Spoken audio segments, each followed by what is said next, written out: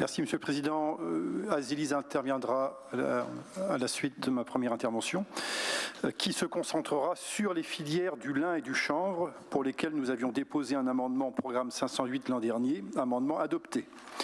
Nous constatons que cette année, le budget primitif les met en avant. Nous apprécions cette prise en compte.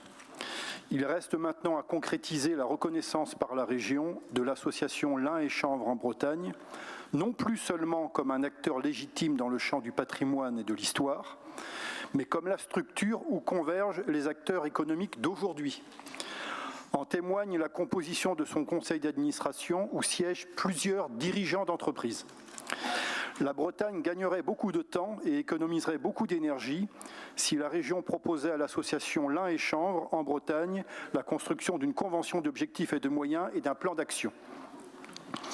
Dans la Bretagne de 2025, quel autre matériau local permet de fédérer aussi largement que le lin et le chanvre ?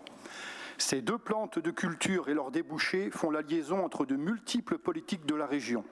Production agricole, recherche, innovation, industrie, artisanat, construction, nautisme, mobilité, patrimoine, tourisme.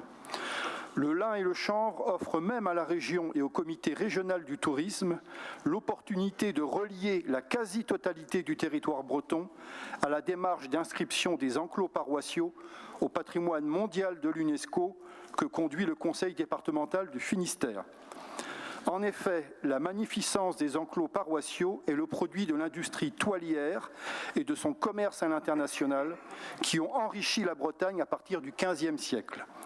Or, cette industrie toilière, rurale principalement, a concerné tout un arc qui s'étendait de Locronan à Vitré, en passant par Landerneau, Morlaix et les petites cités intérieures de Quintin, Uzès et Montcontour. Il y a là une dynamique naturelle à mettre en musique pour promouvoir un tourisme culturel et patrimonial et demain industriel. Ici, l'économie circulaire prend tout son sens.